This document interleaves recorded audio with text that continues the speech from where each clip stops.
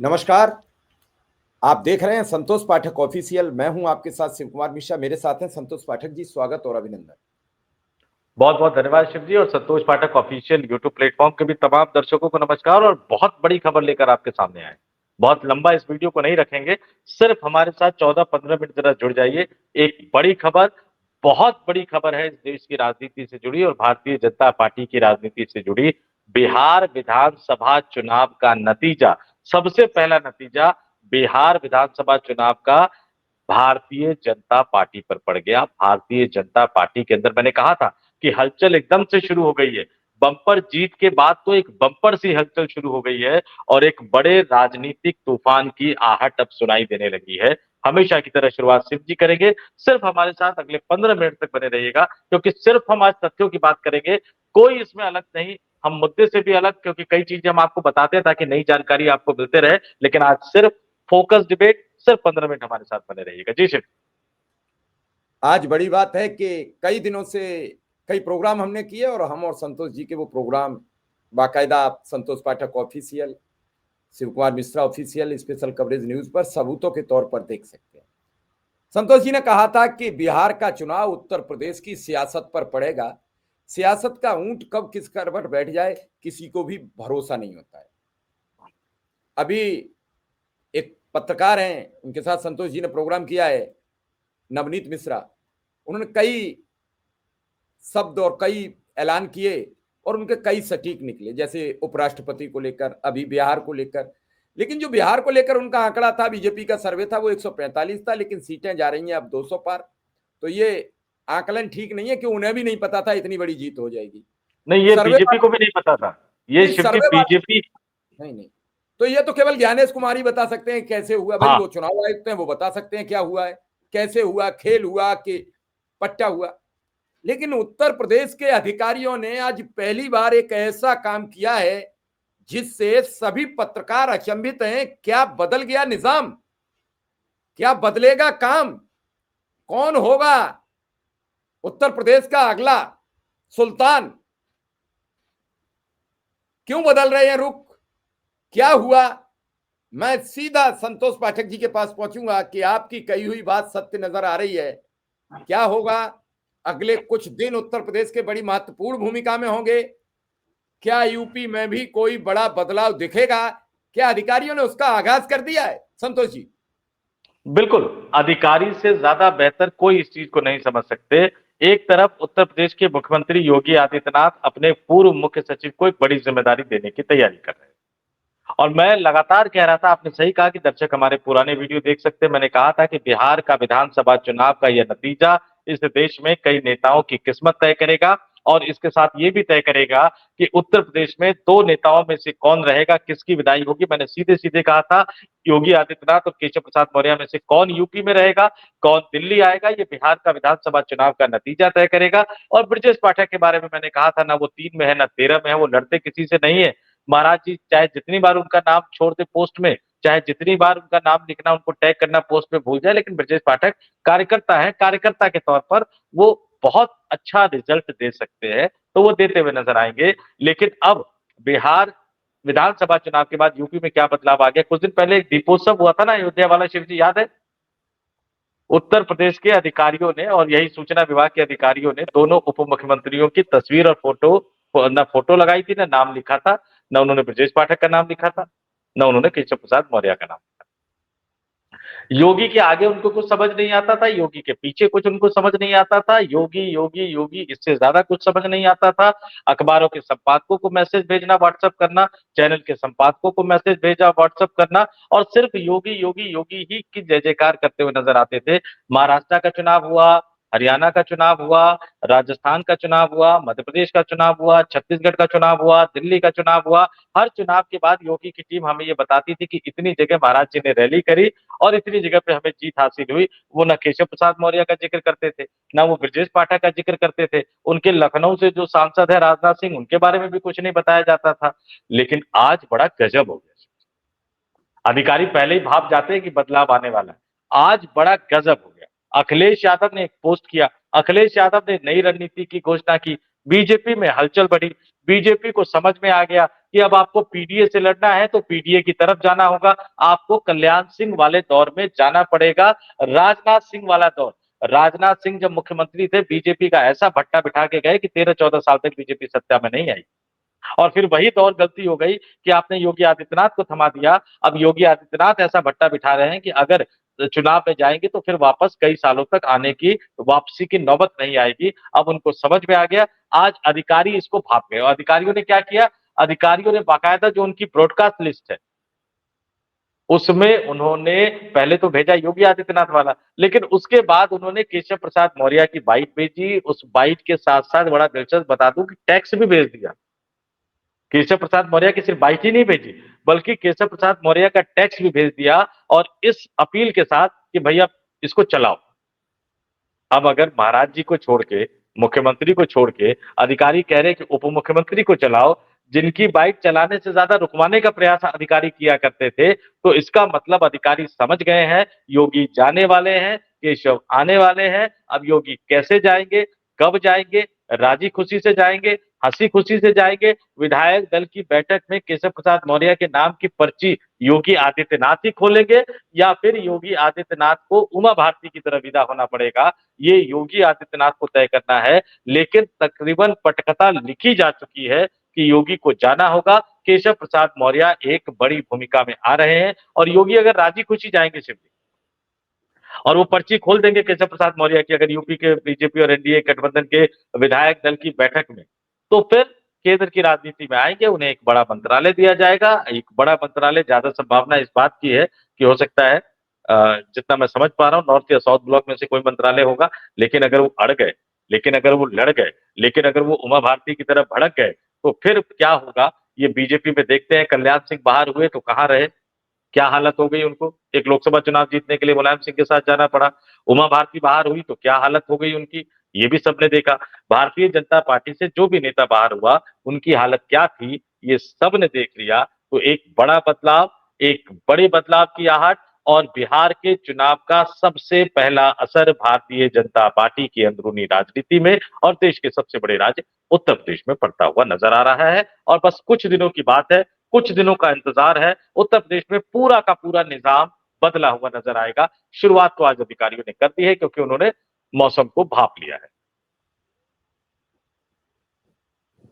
कई महीनों से बदलाव की चर्चा चल रही है, खास करके हम बात करें कि कुंभ के हादसे के बाद उत्तर प्रदेश में बदलाव की बात चल रही है, लेकिन वो अंतिम मुकाम तक नहीं पहुंचती, तब तक कोई न कोई घटना घट जाती है। कुंभ से पहले शुरू होती है तो यह कहा जाता है जब लोकसभा चुनाव हारे कि कुंभ हो जाने दो। उसी समय योगी आदित्यनाथ ने अक्टूबर या नवंबर के महीने में संभल में एक ऐसा प्रोजेक्ट लॉन्च कर दिया कि उससे पूरे देश में हाहाकार मचा, बीजेपी हटाने में पीछे हट गई। उसी समय कुंभ आ गया, फिर कुंभ में मौका लगा, दिल्ली प्रचार से रोके गए मुख्यमंत्री योगी आदित्यनाथ और फिर दिल्ली की शपथ ग्रहण तक में नहीं गए वो, और फिर लगा हटा दिए जाएंगे। तो उसी समय काशी विश्वनाथ का फैसला आ गया। उसके बाद फिर तैयारी हुई कि अब हटा दिए जाएंगे, तो बरेली में आई लव मोहम्मद के नाम पर एक बड़ा तांडव हो गया। अब बिहार के बाद पक्के तौर पर कई लोग कह रहे थे अब देखेंगे कि इसमें कितना बदलाव होता है। हालांकि एक बार फिर केशव प्रसाद मौर्य ने अपना तेज ओज सरकार के समक्ष दिखा दिया है कि हम पिछड़ों के एक सार्वभौमिक नेता हैं। लेकिन इस समय बीजेपी के बोल बदल रहे हैं। विनोद तावड़े ने प्रेस कॉन्फ्रेंस करके कह दिया हम जीविका दीदी और पेंशन के दम पर नहीं जीते हैं। तो फिर मेरा सवाल है कि फिर क्या चुनाव आयोग के दम पर जीते हो? इसके अलावा दोनों में से और तीसरा मुद्दा ही नहीं है। तो विनोद तावड़े भी अपनी बात कहते नजर आ रहे हैं। समझदारों को इशारा काफी है। इसका मतलब हम नीतीश की योजना से नहीं जीते हैं, बीजेपी की योजना से नीतीश कुमार चुनाव जीते हैं। और यही केशव प्रसाद मौर्य कह रहे, यही केशव प्रसाद मौर्य जी। विनोद तावड़े भारतीय जनता पार्टी के राष्ट्रीय महासचिव है, महाराष्ट्र की धरती से आते हैं। महाराष्ट्र विधानसभा चुनाव में पैसों के साथ पकड़ाए थे, बाद में गोलमट्टा हो गया था। और बीजेपी के बड़बोले नेताओं में वो भी बड़बोले नेता ही माने जाते हैं। एकदम समय ऐसा था जब देवेंद्र फडणवीस ने बिल्कुल संड कर दिया था उनको। बाद में ये चूंकि अमित शाह और नरेंद्र मोदी की भाजपा है, तो जो उनको राज्य में बड़े नेता संड कर देते हैं, उनको वो केंद्र में ले आते हैं। तो आज वो बड़े नेता हैं, लेकिन कल हमने राधा मोहन दास अग्रवाल की बात की थी, राष्ट्रीय महासचिव। तो ये थोड़ा-सा अजीब लगता है कि भारतीय जनता पार्टी में राष्ट्रीय महासचिव भी अब किस स्तर के बनाए जाते हैं। ये तो खैर बीजेपी का सोचने का काम है, ये संतोष पाठक या सुकुमार मिश्रा के सोचने का काम नहीं है। लेकिन जो केशव प्रसाद मौर्य कह रहे थे कि केशव प्रसाद मौर्य को बिहार में लगाया क्यों गया था? क्योंकि नीतीश कुमार की यूएसपी थी, वो कहते थे कि भाई ओबीसी और ईबीसी मेरे साथ है, और दलितों में पासवान को छोड़ के महादलित मेरे साथ है। तो ये नीतीश कुमार की एक बड़ी यूएसपी हुआ करती थी। अब चूंकि केशव प्रसाद मौर्य उत्तर प्रदेश में कमाल कर चुके थे 2017 में प्रदेश अध्यक्ष के तौर पर, उनका चेहरा बड़ा स्माइली है। ये भी थोड़ा-सा दर्शकों को लगेगा, लेकिन मैं थोड़ा-सा बता दूं, राजनीति में कई बार चीजें होती हैं। योगी आदित्यनाथ मुस्कुराते भी हैं, तो भी वो लगता नहीं है कि आपके साथ उतने फ़ैमिलियर हैं। हम तो योगी जी के साथ 7-8 साल लगातार जब वो सांसद रहे तो बैठे, तो वो जिनके साथ उनके दोस्ताना रुख हो जाते हैं, बड़े गहरे संबंध होते हैं दोस्ताना। लेकिन वो अगर कहीं भीड़ में जाते हैं, लोगों के बीच में जाते हैं, तो उस तरह से मुस्कुरा नहीं पाते। और केशव प्रसाद मौर्य को मुस्कुराने के लिए, हँसने के लिए कोशिश नहीं करनी पड़ती। दूसरों को सम्मान देने में वो कोताही नहीं बरतते, तो उनके संबंध जल्दी हो जाते हैं। यूपी में आप किसी भी विधायक से पूछ लीजिए, चाहे वो किसी भी पार्टी का हो, किसी भी सांसद से पूछ लीजिए, चाहे वो किसी भी पार्टी का हो, कि भाई सरकार में कौन आपको सबसे ज्यादा तवज्जो देता है, तो केशव प्रसाद मौर्य होते हैं, दरवाजे तक छोड़ने आ जाते हैं कई बार। बिहार में लगाया गया, उन्होंने नीतीश के वोट बैंक की गोलबंदी की बीजेपी के पक्ष में, और उसका नतीजा ये हुआ कि भारतीय जनता पार्टी बिहार में पहली बार बिहार के विधानसभा में सबसे बड़ी पार्टी के रूप में उभरी। अब 17 में तो आपने इनाम दिया नहीं उनको, भाई डिप्टी सीएम बनना पड़ा, 22 में विधानसभा चुनाव भी हार गए। लेकिन पिछले कुछ दिनों में जिस पीडीए के फॉर्मूले पर अखिलेश यादव आगे बढ़ रहे हैं, पीडीए के फॉर्मूले ने कमाल कर दिया। बीजेपी को समझ में आ गया कि अगर यूपी को जीतना है तो हमें कल्याण सिंह चाहिए। यूपी को जीतना राजनाथ सिंह के या योगी आदित्यनाथ के बस की बात नहीं है। यूपी को जिताना, आपको सोशल इंजीनियरिंग का एक फॉर्मूला लेकर सामने आना होगा। सोशल इंजीनियरिंग के जब फॉर्मूले की बात आती है, तो कई सारे नेता आते हैं। दलितों में एक जो केशव प्रसाद मौर्य के इलाके से आते थे, विनोद सोनकर एक बड़े नेता थे, लेकिन दुर्भाग्यपूर्ण तरीके से वो पिछली बार का लोकसभा चुनाव हार गए, तो वो थोड़े से इस रेस से पीछे हो गए। फिर पिछड़े समाज में आप जाएंगे, बीजेपी में एक बार मैं आपको बता दूं कि अब की बार 300 पार का नारा पहली बार बीजेपी के एससी मोर्चा ने, अनुसूचित जाति मोर्चा ने लगाया था, जब उसके अध्यक्ष विनोद सोनकर हुआ करते थे। और मायावती के खिलाफ खुलकर बोलने वाले पहले दलित नेता बीजेपी में विनोद सोनकर थे, लेकिन वो इस रेस में पीछे हो गए। अब पिछड़ों के नेता के तौर पर, चूंकि दलित का कोई बड़ा नेता उभर नहीं पाया, तो पिछड़ों के नेता के तौर पर केशव प्रसाद मौर्य जो है वो उभरते हुए नजर आए। और यूपी में बीजेपी के जो प्रदेश अध्यक्ष का मसला था शिव जी, वो इसीलिए लटका हुआ है। मैंने 2-3 महीने पहले भी कहा था कि यूपी में प्रदेश अध्यक्ष का मसला इसीलिए लटका हुआ है क्योंकि योगी अगर सीएम पे कंटिन्यू रहते तो पिछड़ी जाति का प्रदेश अध्यक्ष बनाना पड़ता। लेकिन पार्टी आलाकमान के मन में, गुजराती लॉबी के मन में, नरेंद्र मोदी और अमित शाह के मन में कुछ और चल रहा था। वो जो सोच कर चल रहे थे उस पर उन्होंने मोहर लगा दी, और उसी को आरएसएस को भी कन्विंस करने के लिए जानबूझ के केशव प्रसाद मौर्य को बिहार का सह प्रभारी बनाया गया। अब जब इतनी बड़ी जीत हासिल हुई तो निश्चित तौर पर वो आगे जाएंगे। तो अब अगर मुख्यमंत्री पिछड़ी जाति का होगा, तो आपको प्रदेश अध्यक्ष जो है वो ऊंची जाति का, अग्री जाति का लाना होगा। ज्यादा संभावना इस बात की है कि या तो ब्राह्मण होगा या वो राजपूत होगा। इसलिए यूपी का प्रदेश अध्यक्ष का मसला लटका कर रखा गया था। और अब ये जो अधिकारियों के रुख बदल गए हैं, बिल्कुल नतीजा अभी तो जश्न बनाने की शुरुआत की है भाजपा ने, लेकिन उससे पहले ही अधिकारियों के सुर बदल गए। तो ये मैसेज आपको क्या लगता है अधिकारियों ने खुद भेजे होंगे, ऊपर से आदेश आया? अब वो आदेश उनके बड़े वाले अधिकारी ने दिया, या उनसे बड़े वाले अधिकारी ने दिया, या दिल्ली से किसी बड़े अधिकारी ने दे दिया कि भैया अभी तो आईएएस की नौकरी बची है ना, अभी तो कई सारी पोस्टिंग चाहिए होगी ना, तो मैं बोल रहा हूं ना दिल्ली दरबार से, मेरी बात मान लो, आगे हम तुम्हारा ख्याल रखें, बढ़ाओ अभी। या योगी आदित्यनाथ ने खुद ही कह दिया, वो भी कन्विंस हो गए, मान गए कि नहीं अब विदा होने का समय आ गया है। ये बड़ी रहस्य की बात है। और मैं अपनी पूरी कोशिश करने के बावजूद अभी तक ये पता नहीं लगा पाया कि वो अधिकारी ने खुद से डाला, अधिकारी ने खुद से कहा केशव प्रसाद मौर्य का वो चलाने के लिए संपादकों को, पत्रकारों को, या उनको आदेश आया तो ये आदेश अधिकारी के स्तर से आया, मंत्री के स्तर से आया, ये दिल्ली के स्तर से गया, या सीधे मुख्यमंत्री योगी आदित्यनाथ के स्तर से गया?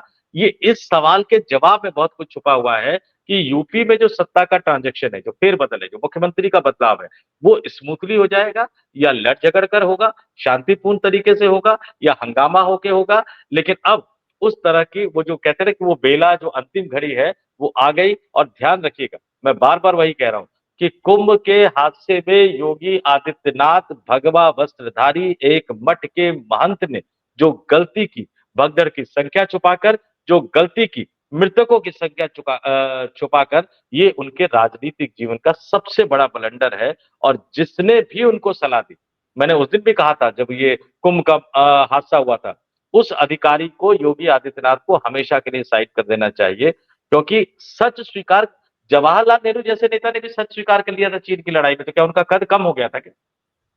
नेता वो होता है शिव जी जो गलती स्वीकार करे। भगदड़ हुई, जाने गई, आपको उसको स्वेच्छा से स्वीकार करना चाहिए। जितनी जाने गई, आप ज्यादा से ज्यादा करते तो उनके घर चले जाते, हाथ जोड़कर माफी मांग लेते उन लोगों से। इस देश की जनता बहुत महान है, आपको माफ कर देती, लेकिन आपने छुपाया।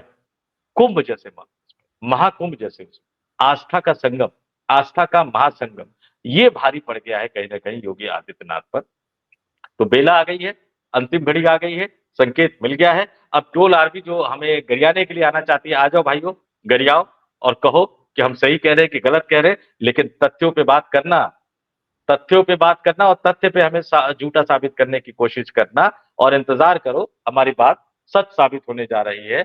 बस सही समय अब आ गया है और उसको कैसे इंप्लीमेंट किया जाएगा, इस बात पर सबकी नजर अब बनी रहेगी। चलिए, दर्शक इसे देखें और समझें क्या है उत्तर प्रदेश में अगला राजनीतिक लब्बो लुआब। फिलहाल इस खबर में इतना ही। धन्यवाद, नमस्कार। बहुत बहुत धन्यवाद, नमस्कार, आभार।